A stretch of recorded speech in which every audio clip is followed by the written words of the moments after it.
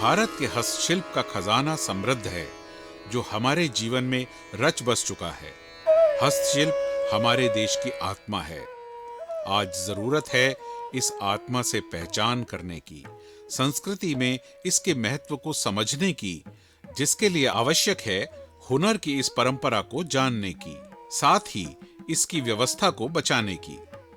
हमारे हर संस्कार के साथ किसी न किसी रूप में ये हस्तशिल्पी देश के किसी गांव, गलियारे, कोने या कोठरी में बैठे अपने अलबेले हाथों का हुनर लिए होते हैं और आज इनकी खोज में निकले हैं मधुबनी की रंगों और चित्रों की दुनिया में। मधुबनी बिहार के मिथिलांचल का केंद्र है। इस क्षेत्र की मुख्य भाषा मैथिली है। 1972 में जब ये दरभंगा से अलग हुआ तब मधुबनी जिला बना है। यहाँ की मधुबनी पेंटिंग्स विश्व प्रसिद्ध हैं। मधुबनी पेंटिंग हमारे जन्मों से बरसों पहले से ये आर्ट है। ये आर्ट दो तरह से पहले होते थे। एक तो आर्ट होता था जो लोग बदन पे भी गोदवाते थे और एक आर्ट होता था जो घर को सजाते थे बना करके। पहले ईंटा का या फिर लकड़ी का मकान नहीं हुआ करता था। ये जो दीवार होता था वो मिट्टी का होता था। उस पे लोग क्या करते थे कि उसको कलर करते थे। जैसे मिट्टी से पूरा दीवार का पोचाड़ा किए और उसके ऊपर चूना से कुछ पेड़ बना दिए। फिर धीरे धीरे क्या हुआ कि इस आर्ट को एक पेपर पे बना करके हम लोगों के बीच में रखें और मार्केट करें। तो शुरुआती हुई पेपर पे ये बनना शुरू हुआ और फिर बाद में ये कई आइटम पे मधुबनी पेंटिंग बनी। Sari, wall hanging, salwar suit, kurti. Madhubani कला भारत की बेहतरीन और धनी कलात्मक संस्कृति का रूप है। ये कला मिथिला मधुबनी जिला की जड़ें हैं। ऐसा माना जाता है कि मधुबनी पेंटिंग्स का उद्भव रामायण काल में हुआ था। वेदों में लिखा है कि राजा जनक ने अपनी पुत्री सीता के विवाह के अवसर पर दीवारों को सजाने के लिए राम और सीता की पेंटिंग्स बनवाई थी। हम जब बहुत बच्चे थे ना तो हमको बहुत शौक होता था पेंटिंग करने का, अंगना नीपने का, अर्पण करने का। देखते थे तो हमको बहुत अच्छा लगता था। मेरा घर पक्का का था तो हम नहीं कर पाते थे, तो मगर बगल वाली चाची का घर जाते थे तो वहाँ अर्पण करते थे, बनता जो है। और मेरी दीदी सब पेंटिंग करती रहती थी तो जा के छुप छुप के पढ़ते थे। तो मम्मी नहीं करने देती थी, बोलती थी जब तक मैट्रिक नहीं कर एग्ज़ाम नहीं दोगी तब तक नहीं करने देंगे। तब पर भी छुपा छुपा के कभी कभी खेलने के लिए जाते थे ना तो उनके मैंने कुछ भी बनाती थी तो भरते थे। उसके बाद मैट्रिक पास किए 2001 में, मगर फिर कुछ दिन के बाद शादी हो गया थी, यहाँ आ गए। यहाँ भी सब पेंटिंग करने वाला जितनी, हमको कभी भी नहीं अखड़ा। यहाँ पे जितनी है सब पेंटिंग करती है और हमको पेंटिंग करने में बहुत अच्छा लगता है। 17वीं शताब्दी में मधुबनी कला की शैली विकसित हुई मानी जाती है। भगवान, प्रकृति, मनुष्य, जानवर के साथ ही ज्यामितीय चित्र और श्री कृष्ण के जन्म के चित्र भी बनाए जाते रहे हैं। 1934 में बिहार में आए विनाशकारी भूकंप के पहले मधुबनी की इस पारंपरिक कला से बाहर की दुनिया अनजान थी। भूकंप से जब घर की दीवारें बिखरी तो British colonial officer William Archer, जो क्षतिग्रस्त घरों का मुआयना कर रहे थे, इनकी खूबसूरती से हैरान हो गए। बाद में जब वो दक्षिण एशिया के क्यूरेटर बनकर लंदन के विक्टोरिया और अल्बर्ट संग्रहालय पहुंचे तो ये देखकर हैरान रह गए कि आधुनिक पश्चिम के चित्रकार क्ली, मीरो और पिकासो की पेंटिंग्स में मधुबनी से कुछ समानता थी। उन्होंने मधुबनी पेंटिंग्स की जो श्वेत श्याम तस्वीरें ली थीं, वही सबसे पुरानी तस्वीरें मानी जाती हैं। उसके बाद 1949 में इंडियन आर्ट जर्नल मार्ग में इन दीवारों की फोटो छपवाकर उन्होंने लोगों का ध्यान इस ओर आकर्षित किया। घर खस्सी हुआ था ना पहले भूकंप में, तो वो आए तो देखे मट्टी सब जो गिरा हुआ था। तो पहले इधर जो महिला सब ब्याह में, मुरन, उपनयन में पूरा वॉल पेंटिंग करती थी पहले, अभी भी प्रचलित है। दीवार जो गिरा था उस पर जो पेंटिंग था तो वो सब को पूछ कहे कि हम कागज़ देते हैं, उस पर आप बनाइए। तब वही चित्र कागज़ पर बनाए पतला पतला कागज़ पर, फिर उसको ले गए, फिर वो बाहर से क्या क्या करके आए, फिर सबको दिए बनाने के लिए। तब से ही बहुत पुरान है, बहुत दिन से हो रहा है ये सब काम। तो अब तो पूरा फेमस हो गया। पहले दीवार पर था, अब कागज़ पर, कपड़ा पर, कुशन कवर, जो जो चीज़ चाहिए सब कुछ बनता है। किस तरह के होते हैं ये रंग? क्या बने बनाए मिलते हैं बाजार में, या फिर उनको बनाने में भी कोई कलाकारी होती है? क्या तैयारी चाहती है इसके लिए, और लागत कितनी होती है?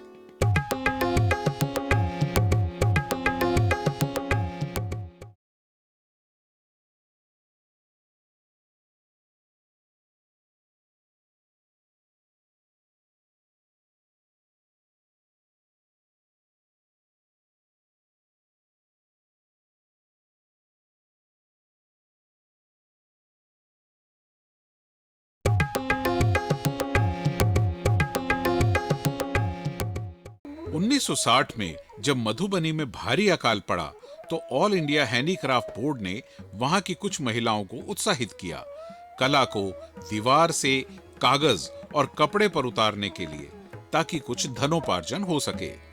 और बस फिर तो ये सिलसिला चलता ही गया, बढ़ता ही गया। वो हमारी गोतनी पहले से बनाती थी, उनको देखती थी आगे आगे बहुत आगे बढ़ रही थी। हम कहें कि हम घर पर बैठे बैठे बोर हो रहे थे तो कुछ सीखे, तो उनसे कुछ कुछ बनाते बनाते देखते हम सीखे, और उसी से हम भी उनके पीछे पीछे करने लगे। पहनती है कम अपने नहीं पहनते हैं, एक आध रखे हुए हैं साड़ी सब।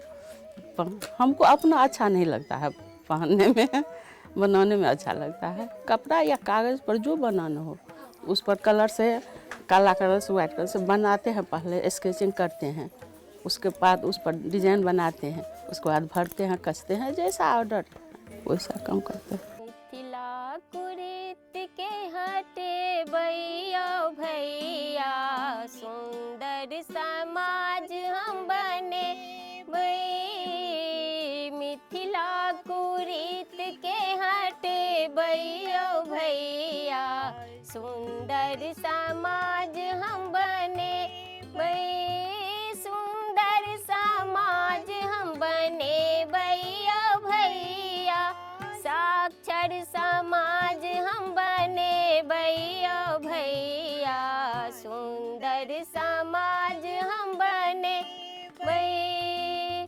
तोड़ जब बंधन के हम निकल भई, तोड़ जब बंधन के हम निकल भई। डूबत ई मिथिला के आगू लाजे भई, डूबत ई मिथिला के आगू जाजे भई। मिथिला के धरती बचे भैया भैया, के धरती बचे भैया भैया। सुंदर समाज हम बने भई, सुंदर समाज हम बने भैया। साक्षर समाज हम बने।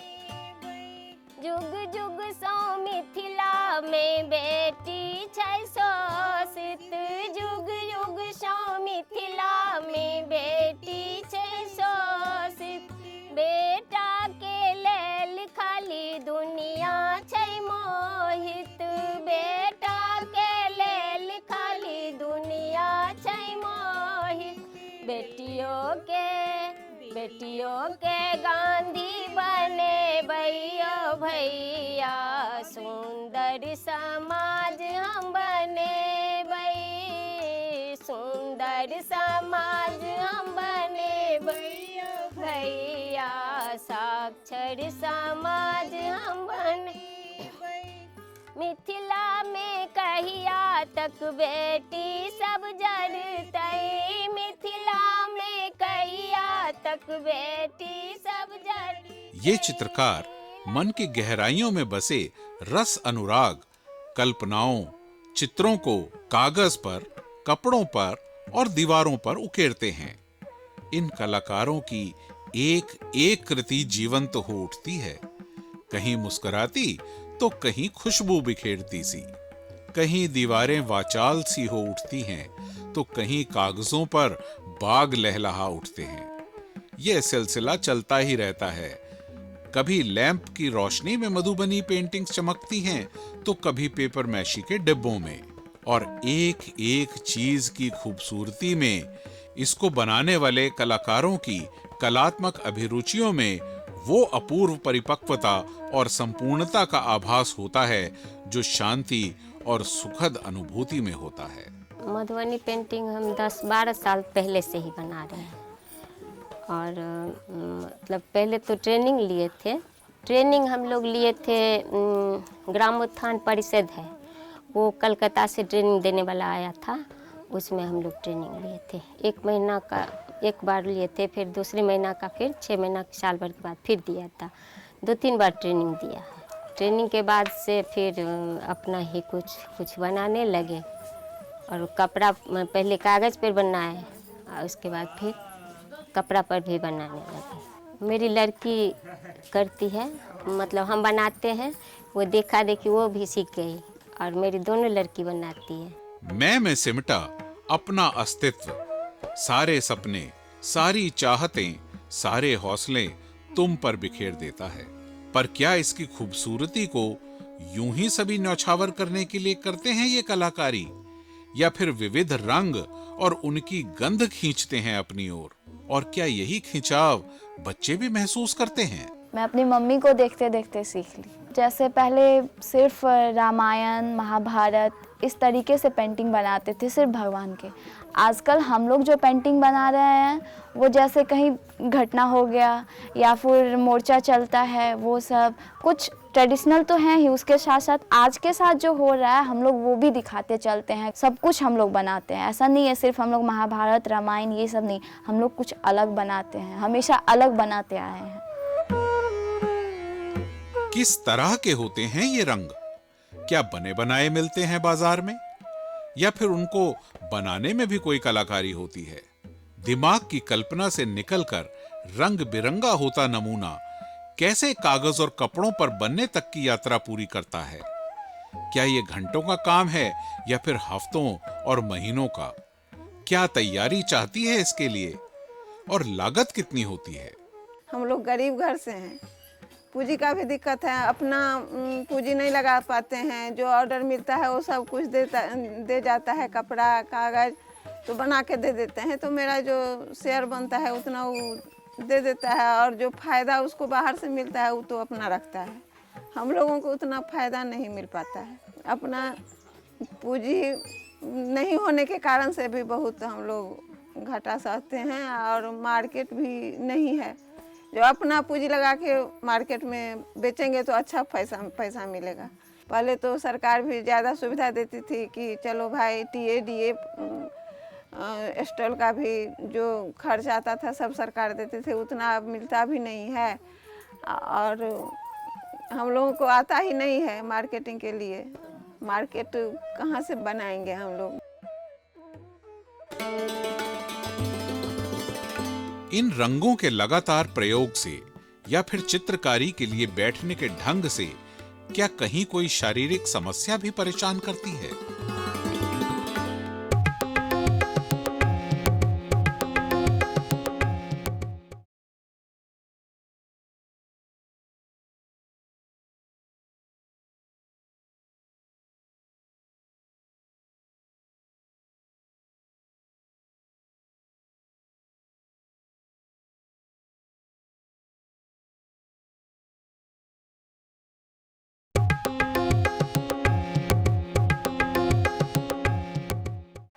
दूर दराज किसी गांव, कस्बे के किसी मोहल्ले के कमरे से निकलकर ये कलाकृतियां कैसे हमारे घर तक का या फिर विदेशों तक का रास्ता बनाती हैं?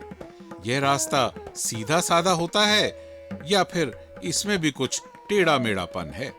हम पेंटिंग खुद करती हूँ 16-17 साल से। हम बहुत जगह ट्रेनिंग किए, हर जगह हम मतलब छोटा छोटा बच्चा था, पेट में भी था, इसी छोड़ के हम लगन से किए। मतलब अभी हम बेटी के भी बता, तन मन धन जब दे दीजिएगा तो आगे बढ़ने का लक्ष्य प्राप्त अवश्य ही होगा। हम जो अपना झेले हैं भविष्य में किए हुए हैं, हमको तो प्राप्त अभी हुआ है। ऊंचाई का क्या है, उड़ान भरने का लिए उड़ान भरने का तो सबको मनोकामना रहता है, कोई ऐसा मिले कि और हम लोग को ऊपर ले जाए, खूब सेल करवाए, खूब ऑर्डर दे, खूब बनाए, बढ़िया मार्केट भी मिले, यही तो मानना है। जो पेंटिंग करते हैं तो उसी के साथ ना अब रहेंगे। अपने विचारों और भावनाओं की अभिव्यक्ति के लिए जिन प्रतीकों और रूपकारों का प्रयोग किया होता है, बहुरंगी अभिव्यक्ति को, साधन को धैर्य और निष्ठा के साथ उकेरा होता है, उस सौंदर्य की सराहना क्या इनको बनवाकर बाजार तक पहुंचाने वाले मालिक भी कर पाते हैं? सामान जो बनाते हैं ना, तो वैसे मतलब ऑर्डर आता है, ऑर्डर पे बनाते हैं तो वो तो खुद ऑर्डर दिया, अपना ले गया। लेकिन जिस तरह से ऑर्डर देता है वो मतलब कॉस्ट बहुत कम रहता है, क्योंकि हम लोग का मेहनत घर मतलब छोड़ के, काम उम छोड़ के फिर उस पर बैठना बनाना, तो उसके हिसाब से जो मेहनत आना मिलता है वो हम लोग को नहीं मिल रहा। मेहनत भी लग जाता है और पैसा भी नहीं मिलता है, फिर भी सोचते हैं कि चलो बैठ के क्या करेंगे, कुछ काम कर लेते हैं। हाँ, वैसे बैठे हैं तो संतुष्ट है, लेकिन वो ज़्यादा नहीं हुआ। जैसे कि बाहर कोई जाता है तो मंथली पेमेंट मिलता है, और इसमें तो बनाए और कभी मतलब ऑर्डर आया तो बनाए तो उसका तो पैसा मिल गया, और अपना जो बनाए वो तो कभी बिकता है, वो तो हमेशा नहीं बिक जाता है। कोई आया बाहर से देखने तो ले लिया, नहीं तो वैसे ही रखा हुआ रहता है। इन रंगों के लगातार प्रयोग से या फिर चित्रकारी के लिए बैठने के ढंग से क्या कहीं कोई शारीरिक समस्या भी परेशान करती है? जो देते हैं हमको ऑर्डर करते हैं वही, मेरे पास सामान ज़्यादा बना नहीं रहता है, जो बनाते हैं ऑर्डर करते हैं तो बनाते हैं, मगर टाइम बहुत लगता है, आँख पे असर करता है, आँख सब दर्द करता रहता है। मगर ये अच्छा लगता है इसलिए छोड़ा भी नहीं जाता है, बैठ जाते हैं करने के लिए। मगर मेहनत बहुत है, जितना हम सब मेहनत करते हैं उतना हम सबको पैसा नहीं मिलता है। जो देते हैं एक एक साड़ी बनाने में दिन रात एक करके बनाते हैं, आँख सब माथा सब दर्द करने लगता रहता है, एकदम डॉक्टर चश्मा पे चश्मा लिखता है, नहीं लेते। मेहनत बहुत है, मगर उस अति हिसाब से पैसा सैलरी नहीं ज़्यादा मिलता है, थोड़ा मोड़ा मिलता है। सोचते हैं कि ऐसा कोई मिले जो हमेशा दे पेंटिंग मने बनाने के लिए, मगर अच्छा दाम दे, ये नहीं कि बीच से कोई इधर उधर कर ले। हम लोग को ऐसा कोई रोक टोक नहीं मिला है आज तक। मैं अपनी मम्मी पापा के वजह से ही इतने आगे हूँ। बहुत सारी ऐसी गांव है जिन्हें जाने नहीं देते हैं पेंटिंग करने के लिए, नहीं जाओ यहाँ, लेकिन हमें कोई रोक नहीं है। मैं आराम से जाती हूँ, 2 साल से मैं जा रही हूँ। बहुत अच्छा लगता है, ये हमारी गर्व की बात है जो हमें मधुबनी में रह के हमें ये पेंटिंग आती है। आज बहुत सी हस्तशिल्प कलाओं में मशीनों के प्रयोग का भी प्रवेश हुआ है। हालांकि उससे हाथों की कौशल की जरूरत कम नहीं होती। हाँ, श्रम की, समय की बचत जरूर कही जा सकती है। हमें सौंदर्य की अनुभूति से रसरसाव देने वाले ये हाथ, ये दिल दिमाग किन समस्याओं से जूझते हैं? क्या संतुष्ट हैं ये अपने जीवन से, या है कहीं कोई कसक? हमको जो महल हम झेले हैं न दीदी, जो बोली है गरीब, हम लोग उसी परिवार से हूँ। गरीब जो बोले हैं कलाकार जो 1000 टका देते हैं, बात यहाँ का झूठ यही है जो हम मतलब अपना जो है 2-4 कलाकार 10 कलाकार को कहीं से भी ज़्यादा मिलता है तो वो होता है बहुत ज़्यादा अपना मतलब ले करके बना लेता है। किसी कलाकार का कम पैसा मिलता है तो थोड़ा गरीबी जो है ना तो मजबूर हो करके 1000 में बना लेता है। मजबूरी बस के कारण कलाकार का थोड़ा सा गरीबी है, नहीं तो सब हम लोग में एकता नहीं, इसीलिए थोड़ा सा समस्या है। हम जब अड़ेंगे 2000 लेंगे तो आप भी अड़िएगा ना, 2000 हमको भी चाहिए, सो नहीं हो पाते। इस कसक को मिटाने के क्या हैं सरकारी अंदाज और तरीके? क्या वो अंदाज सिर्फ कागजी भ्रम है, या वो कागजों पर से उतरकर वास्तव में इनके घरों तक भी पहुंचते हैं? इनके मार्केटिंग के लिए और फिर इनको डेवलप करने के लिए इस पे किन्हीं का नज़र नहीं है। जो बड़ी बड़ी बातें, चाहे वो किसी भी लेवल पे हो, ये बड़ी बड़ी बातें होती है। और इतनी अच्छी पेंटिंग, इतना मेहनत वाली पेंटिंग जिनको सारे दुनिया सराह रहे हैं, लाइक कर रहे हैं, पसंद कर रहे हैं, उनके ऊपर किसी का ध्यान, कोई ख़ास ध्यान नहीं जा रहा है। तो ये मुझे बहुत बुरा लगता है कि हम लोग रोज़गार के लिए बाहर से लोगों को बुलाते हैं, बहुत सारा चीज़ कर रहे हैं, लेकिन जो यहाँ पे हमारे आर्टिस्ट डायरेक्ट बना रहे हैं उनके लिए कुछ हम लोग कर नहीं रहे हैं, उस पर हमारा कोई सोच नहीं बन रहा है। ये हस्तकलाकार जिन्होंने हमारी इस समस्या की जड़ों को हर मौसम में, सुख में, दुख में, रात में, दिन में, रोते हंसते सींचा है। कैसे सींचते हैं अपने फुर्सत के पलों को। मिथिला कुरीत के हटे भैया भैया, सुंदर समाज हम बने भई, सुंदर समाज हम बने भैया भैया, साक्षर समाज हम बने भैया भैया, सुंदर समाज हम बने भई। जुग जुग सो मिथिला में बेटी छे शोषित, बेटा के लेल खाली दुनिया छे मोहित, बेटियों के गांधी बने भैया भैया, सुंदर समाज हम बने भैया भैया, साक्षर समाज हम बने, सुंदर समाज हम बने भैया भैया, सुंदर समाज हम बने भैया। मैं कभी छोड़ूंगी नहीं, मैं हमेशा करती रहूंगी, चाहे मैं कोई और भी जॉब करूं, मैं पेंटिंग को कभी नहीं छोड़ूंगी। पेंटिंग मेरा भविष्य है, भविष्य होगा, सोच रहे हैं बाल बच्चे का भविष्य बने इससे। हमको होता है कि बहुत अच्छा कलाकार बने, बहुत अच्छा पेंटिंग बनाए।